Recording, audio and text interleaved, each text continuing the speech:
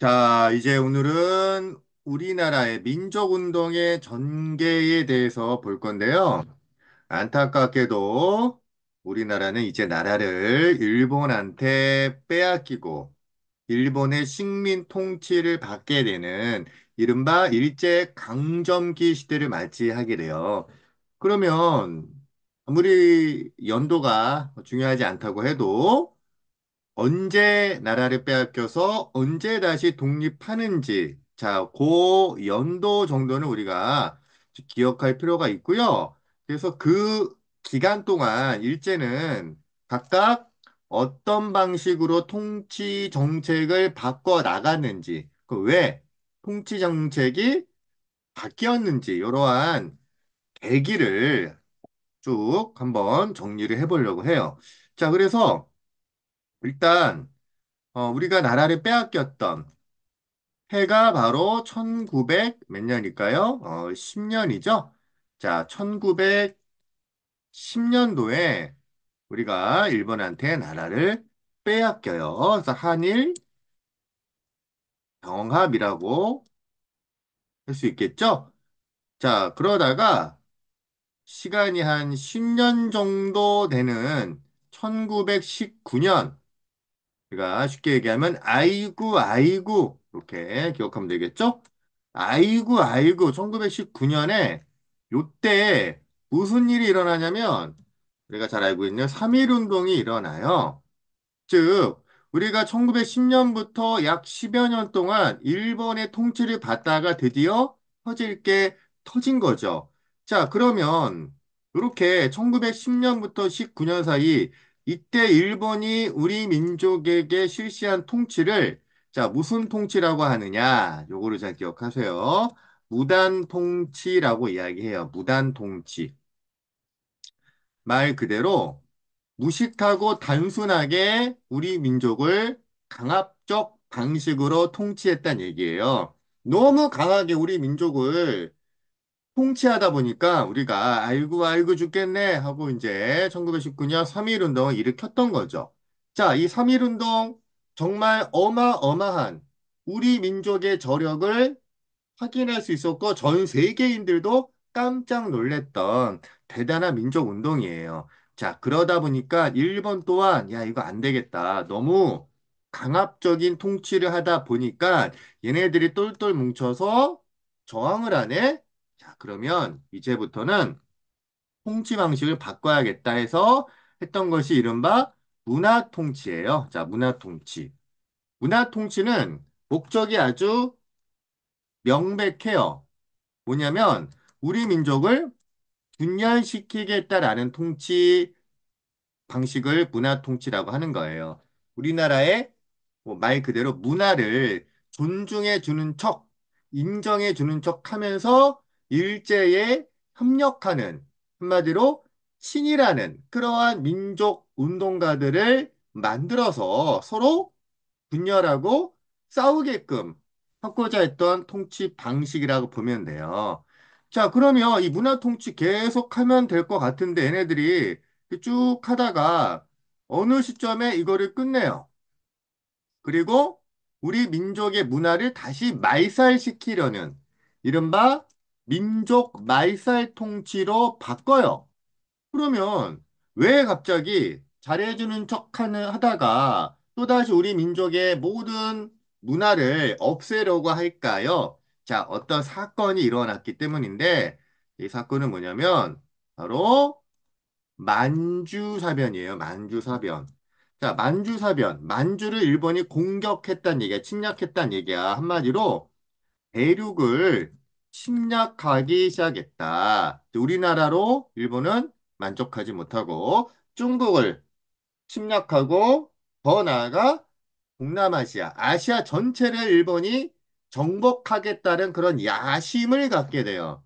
그러면 우리 조선인들을 전쟁에 동원해야 되는데 전쟁에 동원하라고 할 때 칼을 주고 총을 주면 우리 조선인들이 일본이 아닌 뭐 중국이나 다른 국가들 향해 싸워야 되는데 열심히 안 싸울 수 있겠죠. 심지어 그 칼과 총으로 일본인들을 겨눌 수 있겠죠. 그래서 아예 야 너희 조선인은 일본인과 같아. 그래서 우리 일본의 전쟁은 너희들의 전쟁이야. 라고 착각하게끔 해야 돼요. 그러려면 제일 좋은 게 우리 민족의 문화를 없애는 거죠. 특히 우리 민족의 언어, 또 역사, 이런 것들을 없애버리면서 우리가 일본인인 것처럼 헷갈리게 만드는 거예요. 자, 그래서 요 만주사변이 언제 일어났냐면 1931년이에요. 자, 그래서 1931년부터 우리가 광복을 맞이했던 그 시기까지, 그래서 광복은 언제니? 몇 년이에요? 1945년이죠. 이때가 이제 우리 광복을 맞이하게 되는데, 자, 우리가 광복을 맞이했던 거는 뭐 우리가 열심히 민족운동 한 것도 있지만, 일본이 전쟁을 더욱더 확산시키게 되면서 이게 나중에 제2차 세계대전, 독일과 손잡고 2차 세계대전으로 확산이 되면서 결국 미국에 의해서 원자 폭탄을 두 방 맞고 항복을 했잖아요. 그러면서 또 우리가 45년에 항복을 맞게 되는 거죠. 그래서 1900 몇 년? 1910년부터 몇 년까지?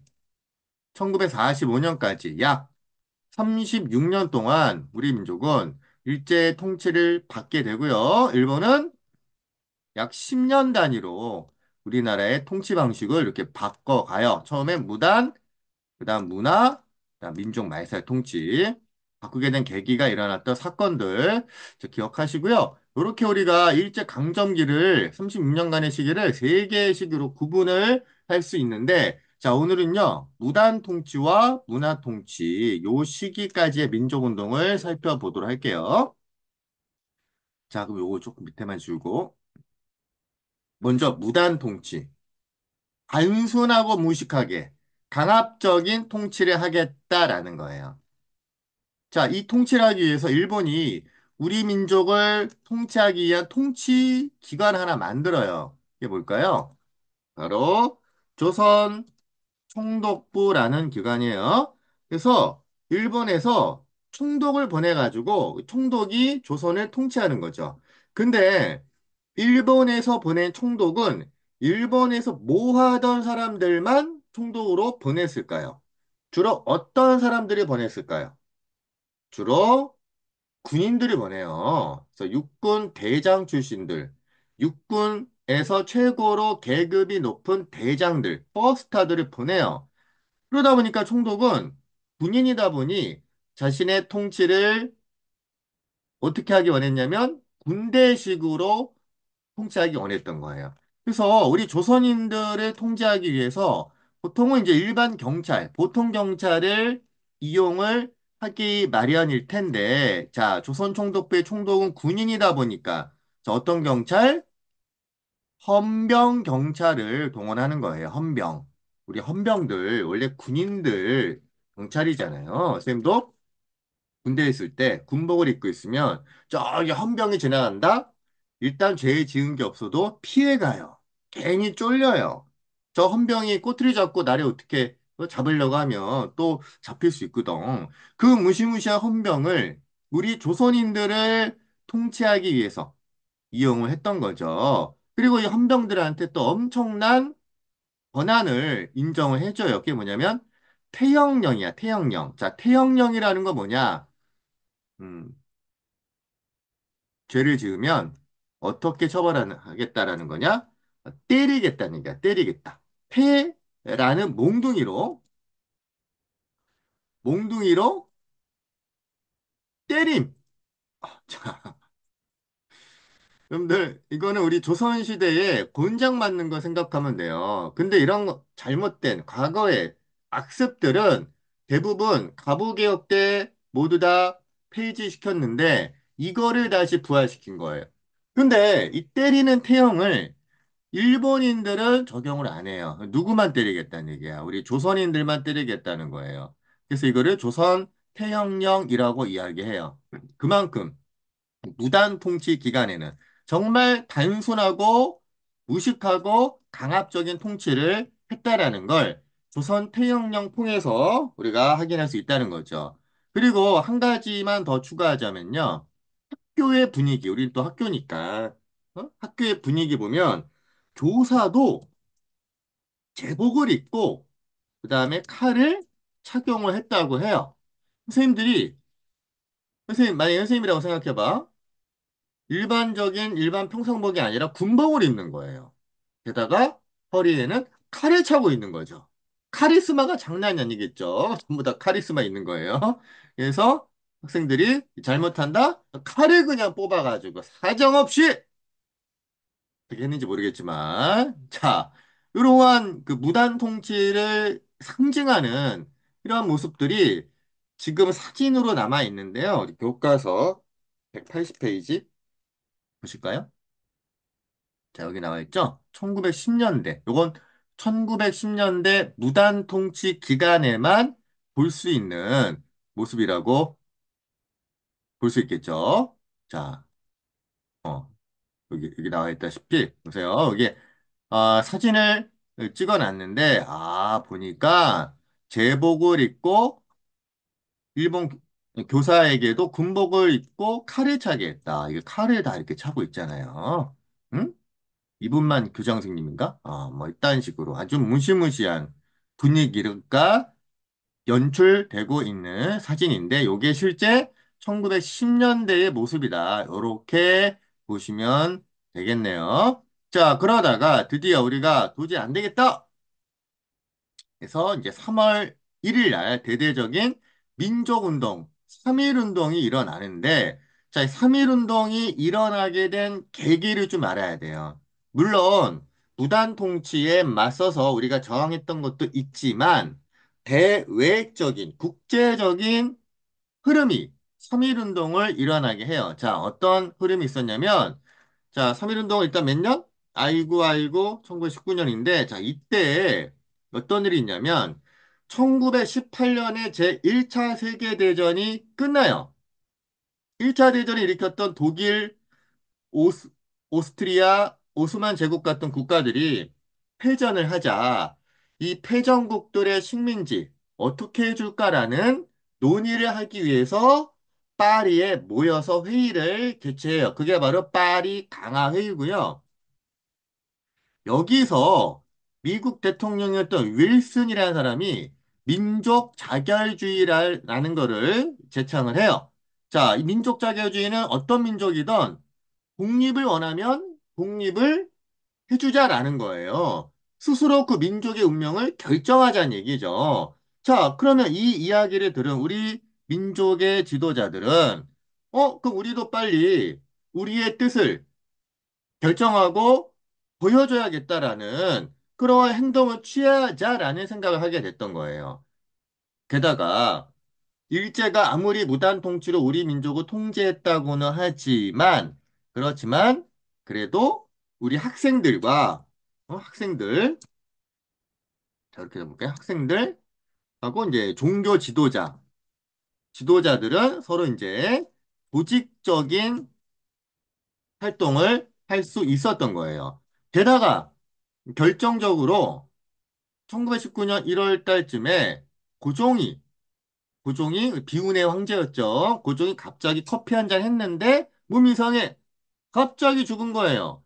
자, 이거는 분명히 일본이 커피에다가 뭘 탄 거겠니? 독을 타지 않았겠니?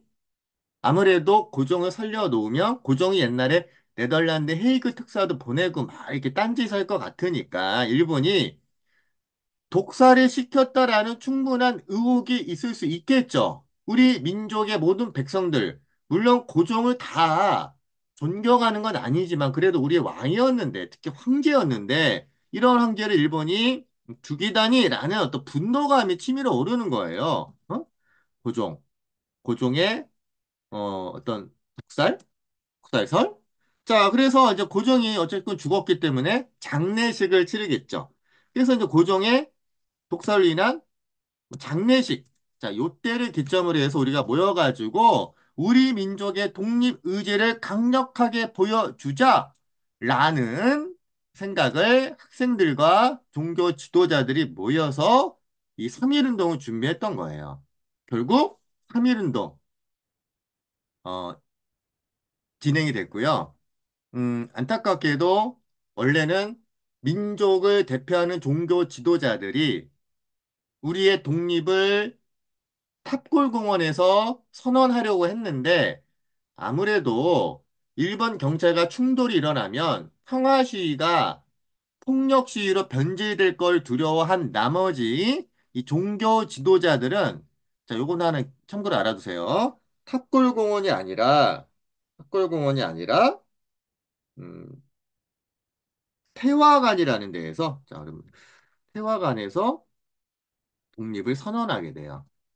탁골공원에서는 학생들만 남아가지고 결국 가도시위를 하면서 만세 운동을 했는데 이 종교 지도자들은 태화관이라는 이제 요리집에서 자기네들끼리 모여서 독립 선언을 하고 자진 체포를 당하게 돼요. 왜냐하면 우리 지도자들은 우리가 일본 경찰과 싸우자는 것이 아니라 우리의 의지를 보여주는 것이 중요하다. 그러면 민족 자결주의를 우리 민족에게 적용시켜 주어서 우리가 독립될 수 있을 것이다라는 생각만 했기 때문에 이렇게 따로 자기네들끼리 독립선언을 하게 되죠. 자, 근데 어쨌든 일본은 이 3.1운동을 무자비하게 진압을 하고 결국 진압을 하고 나서 수많은 우리 민족의 학생들이 특히 많은 학생들이 희생을 당해요. 그 대표적인 학생이 누구예요?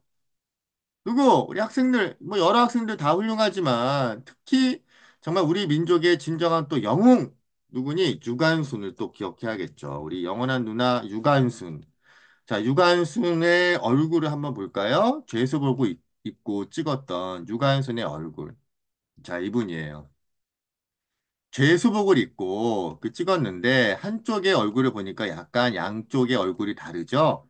아마도 한쪽이 많이 이제 고문을 당하지 않았을까 싶어요. 그리고 유관수는 1년 동안 3.1운동 이후에 수대문연구소에서 고문을 당하다가 이제 순국을 하게 되신 거죠. 여러분들 그 증명사진 찍으면 대부분 내 얼굴이 아니었으면 좋을 정도로 대단히 못생기게 나오죠. 막 보정을 해도 그런데 우리 유관수는 이렇게 수많은 고문을 당하다가 죄수복을 입고 찍은 사진임에도 불구하고 유관수는 굉장히 미인이죠. 그리고 키도 굉장히 크고 또 잘 나가는 집안의 딸이었다. 요즘 말로 하자면 엄친딸 수준의 굉장히 엘리트이면서 뼈대 있는 집안, 가문에 또 재력이 있는 부자 집안에서 태어났는데 이 나라의 독립을 위해서 이 3.1운동을 이끌다가 이렇게 붙잡혀서 고문당하다 순국을 해요. 보통 고문을 당하면 대부분은 일제에 협력하겠다 약속하고 나오고 싶어 했을 텐데 끝까지 저항을 했기 때문에 결국 고문 후유증으로 순국을 하게 되죠. 또 안타까운 건 유관순의 시신도 우리가 안중근처럼 유관순도 시신을 찾지 못했다라는 또 그런 안타까운 상황이네요. 자, 그러면 어쨌든 이렇게 유관순과 같은 학생들의 많은 희생이 있었고, 결국 우리는 3.1 운동을 통해서 우리의 독립 의지를 보였고, 또 독립을 했기 때문에 우리 만세를 불렀기 때문에, 이제는 우리도 독립국가다라고 생각을 하게 돼요. 그래서 이제 독립국가가 되려면 뭐가 필요하니? 정부가 필요하죠. 근데 아직은 이제 국내에는 이미 정부가 활동하기 어렵다 보니까 어디에다가 정보를 수립했냐면, 그렇죠. 중국의 상하이예요. 자, 상하이는 다른 중국의 지역에 비해서 외교 활동하기가 굉장히 좋아요. 왜냐면 각국의 외교 대사관이 이 상하이에 많이 있었기 때문에 특히나 프랑스가 우리를 좀 많이 도와줬어요. 그래서 프랑스가 중국 상하이로부터 이렇게 조개받은 땅, 이렇게 빌린 땅, 그 안에 대한민국 임시정부를 이렇게 수립하게 되는 거죠. 이 대한민국 임시정부에서 만든 헌법이 오늘날 우리나라 대한민국 헌법의 시발점이다. 이 대한민국 임시정부의 헌법을 그대로 계승했다. 이렇게 또 보시면 돼요. 그래서 여러분들 교과서 다시 1919년 3.1운동 이후에 한 4월 달쯤 대한민국 임시정부를 어디에다가? 상하이에다가 수립하고 본격적인 정부 활동을 하게 돼요. 그래야지만 또 민족운동은 정부가 이끌어갈 수 있는 또 구심점도 되고 또 정부가 있어야지만 다른 국가와 외교 활동도 할 수 있기 때문에 이렇게 상하이에다가 임시정부를 만든 거죠. 이제 이분이 이제 초대 대통령 이승만, 김구 뭐 이런 분들이 있네요. 박은식 뭐 이런 분들 아주 그동안 우리 민족의 운동을 이끌어왔던 지도자들이 여기 전부 모여서 임시정부를 수립하게 된 것이죠. 자, 그러면 다시 넘어와서 임시정부가 이제 열심히 독립운동을 이끌어 가는데 일본이 이때부터 이제 통치 방식을 뭘로 바꿔? 문화 통치로 바꿔요. 자, 문화 통치라는 거는 친일파를 양성해서 우리 민족을 뭐 하겠다? 분열시키겠다라는 민족 분열 통치라고 보시면 돼요. 그래서 실제로 1920년대, 그러니까 3.1운동 이후부터 친일파로 돌아서는 그러한 독립운동가들이 엄청나게 많이 나타나게 돼요. 자, 그런데 어쨌거나 일본이 문화 통치한답시고 우리 민족의 문화나 또 우리 민족의 나름대로의 언론 또 경제활동 이런 것들을 일부 허용을 하기 시작을 해요. 그래서 자, 이 20년대부터 3.1운동 이후부터 우리 민족운동이 아주 거세게 일어나는데 다양한 방식으로 민족운동이 일어나요. 자, 먼저 실력을 양성하자라는 실력 양성운동이 일어나네. 이건 뭐냐면 우리 민족이 일본 민족보다 실력이 없었기 때문에 나라를 빼앗긴 것이 아니냐. 그러면 실력을 양성해야 된다. 국가의 실력은 곧 경제적인 산업의 발전이다. 이렇게 생각했던 거예요. 그래서 우리나라의 기업이 일본 기업보다 훨씬 더 성장 발전해야 된다. 이런 생각을 하셨던 거예요. 그래서 실력 양성 운동의 일환으로 보세요. 물산 장려 운동이라는 걸 하는데, 자, 물산 장려 운동은 우리나라에서 생산한 물건을 우리나라 조선인들이 구매를 하자라는 거예요. 한마디로 국산품 대여 운동이에요. 그 얘기는 뭐냐? 일본 기업의 상품은 구매하지 말자라는 이런 운동이라고 볼 수 있는 거죠. 그래서 결국 이 운동을 통해서 국내 조선 기업이 어떤 성장을 해야 된다라는 운동이 이제 바로 물산 장려 운동이에요. 자, 이 운동에 대한 자료가 보면 우리 교재 요 밑에 보면 나와 있죠. 여기 밑에 한번 잠깐 보고 가실게요. 물산 장려 운동. 자, 이런 얘기 나오네요. 내 살림 내 것으로 우리가 먹고 입고 쓰는 것 다 우리 손으로 만든 것이 아니었다. 그래서 입어라. 조선 사람이 짠 것. 먹어라. 조선 사람이 만든 것. 써라.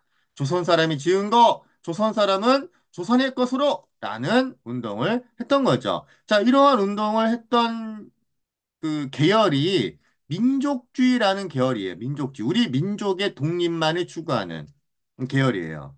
그래서 이 민족주의 계열을 이때 당시 이제 또 우익 계열이다. 이렇게 볼 수 있어. 우익.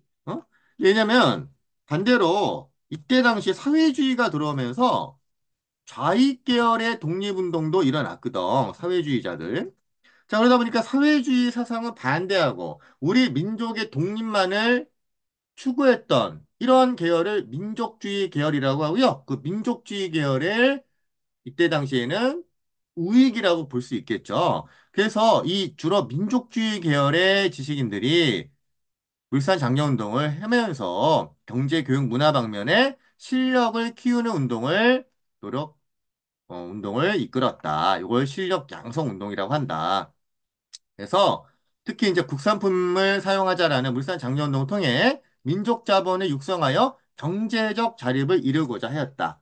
그러면 우리가 독립할 수 있다라는 발판을 마련할 수 있다는 거죠. 근데 이제 이게 또 한계점 뭐냐면 이런 운동을 하면 주로 우리나라 기업, 자본가들, 쉽게 얘기하면 사장님들만 돈을 벌고 우리 노동자들은 뭐가 있느냐? 오히려 물가만 올라서 일반 조선 평민들은 오히려 더 먹고 살기 힘들어지지 않느냐라는 비판을 사회주의자들이 하기도 해요. 자, 근데 어쨌거나 이렇게 이런 물산 장려 운동이 1919년 3.1운동 이후에 일본의 문화통치기관에 전개되었다라는 거 기억하고요. 그 다음에 이제 의열단이라고 있는데, 의열단은, 자, 대표적으로 김원봉이라는 사람이 의열단을 이끌어요. 자, 이 의열단은 뭐 하냐면, 암살, 뭐 또 폭파와 같은 이러한 의거 활동을 했던 단체야. 의거 활동, 의로운 거사. 어? 근데 이제 우리나라는 지금 현재에 어떤 무장 테러 조직이 불특정 다수를 한 방에 날려버리는 이러한 테러하고는 달라요. 우리는 정확하게 친일파들 또는 일본의 고위 관료들 그리고 일본의 통치 기관 이런 것들 정확하게 딱 목표한 곳만 파괴하거나 죽이는 거예요. 이게 이제 바로 의열단의 의거 활동이죠. 자, 김원봉 요 분도 한번 잠깐 보고 가실게요. 바로 이분이에요. 아, 멋있죠? 김원봉. 이분이 의열단 단장님이시고요. 일본 요인 암살, 식민통치기간, 폭탄 투척과 같은 의거 활동을 이끄신 분이에요. 이런 분들 살려두면 안 되죠. 우리 민족이 살아있다라는 것을 보여주기 위해서라도 이런 의거 활동은 해야 되겠죠. 자, 그래서 이렇게 의열단을 김원봉이라는 분이 이끌었고요. 그다음에 사회주의가 또 이때 당시 우리나라에 들어와서 사회주의 차원의 농민 노동자들과 함께 민족운동도 일어나요. 그러니까 사회주의는 이때 당시에는 좌익이라고 볼 수 있겠죠. 자, 그러다 보니까 아까 우리 실력 양성운동은 우익이라고 했죠? 그 좌익과 우익이 서로 싸우네? 이러면 안 되잖아. 힘을 합쳐도 모자란 판국에. 그래서 신간회라는 단체가 만들어졌는데 신간회는요. 좌익과 우익, 그러니까 민족주의와 사회주의의 통합단체라고 볼 수 있는데 자, 이렇게 하자. 좌익, 우익, 통합. 단체. 뭐 좀 더 깊게 들어가면 우익 중에서도 친일로 변질한 사람들이 있어요. 일제와 타협하자는 타협적 민족주의자들을 제외하고 끝까지 타협하지 않는 민족주의자들과 사회주의자들이 한데 만나서 만든 단체가 신간회라는 단체예요. 물론 4년 정도 활동하다가 해체되긴 했지만 이런 단체 있었다라는 거. 그리고 이제 오늘의 하이라이트 광주 학생 항일운동 이또 일어났는데 요거는 연도는 1929년이에요. 3.1운동이 일어난 지 정확하게 10년 만에 이 운동이 일어났는데 한마디로 3.1운동 이후 최대 규모예요.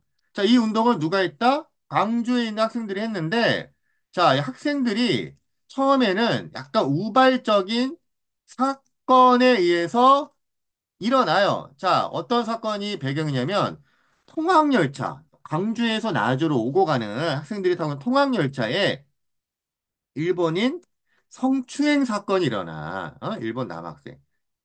어? 일본 남학생 이 자식이 싸가지 없게 우리 조선인들을 건드린 거예요. 홍추행. 자, 그걸 목격한 우리 조선인 사촌 오빠가 멋있게 죽방을 날린 거예요. 그래서 한일 학생 간의 집단 패싸움이 벌어져요. 자, 근데 같이 싸웠는데 나중에 누구만 잡아가? 우리 한국 학생들만 잡아가는 거예요. 그래서 여기에 대해서 결국 학생들뿐만 아니라 광주에 있었던 모든 시민들과 또 전 민족이 거국적으로 다시 한번 이러한 일본의 차별 정책에 대해서 저항하는 이러한 전국적 항일운동으로 발전했던 것이 바로 뭐야? 광주 학생 항일운동이에요. 이 광주 학생 항일운동에 대한 자료가 교과서에 있네요. 우리 181페이지 교과서 한번 보고 가실게요. 자, 3.1운동이었고, 잠시만요. 물산 작년 여기 또 광주 학생 항일운동 있죠? 자, 이 광주 학생 항일운동 보시면, 아, 학생 대중화 거리기 하자 검거자 패싸움하다가 우리 학생들만 검거했기 때문에 석방해라. 그리고 조선인 본위의 교육제도 확립하라는 이러한 구호를 내세우며 광주, 전라도 광주, 경기도 아니고요. 전라도 광주 학생 항일 운동이 이렇게 일어났던 거예요. 자, 일어난 배경 우리 중요해요. 1929년 한일 학생 간의 충돌, 그러니까 패싸움 때문에 이 운동이 일어났고 이것이 전국적인 시위로 확산이 되었던 것이죠. 자, 그리고 우리 보는 김에 아까 신간에 대한 자료가 있네. 신간에. 자료 신간에. 신간에. 우리 181페이지 보실게요. 자, 우리 밑에 또 신간에 사회주의자들과 비타협적 민족주의자들이 연대해서 만든 단체, 단결을 중시했던 단체다라고 보시면 되는 거죠. 자, 그리고 이제 마지막 우리 학습지 마지막 운동 무장투쟁 운동. 자, 우리 민족이 결국은 독립하려면 무장을 해서 일본 군과 싸워서 이겨서 저 일본 놈들을 우리 힘으로 쫓아내야 된다는 생각을 했던 분이에요. 그래서 실제로 우리가 무장투쟁 운동 했을 때 봉오동 전투 들어봤죠? 청산리 대첩 이런 봉오동과 청산리 그러니까 만주 우리나라 두만강 건너편에 있는 만주 지역에서 대승을 거두는 그런 성과를 거두기도 해요. 그래서 우리 민족이 3.1운동 이후에 본격적으로 정말 각양각색의 운동을 각 계층들이 열심히 민족운동을 했다라는 거. 특히 우리가 더 의미 있게 생각하는 건 여러분들과 같은 누가 이 민족운동을 이끌었다? 그렇죠. 학생들이 스튜던트가 했다라는 거. 이런 점에 우리가 다시 한번 그 분들의 뜻을 되새기고 정말 우리가 좋은 시대에 이분들의 희생 덕분에 살고 있구나라는 감사한 마음을 갖고 또 우리도 나라가 어려울 때 이 나라를 위해서 뭔가 해야겠다라는 그런 마음가짐을 가지면 좋겠네요. 자, 그래서 오늘은 이제 문화통치까지의 내용을 배웠고요. 우리 다음 시간에 민족말사 통치 시기는 어땠는가 그 내용부터 보도록 할게요. 오케이, 안녕.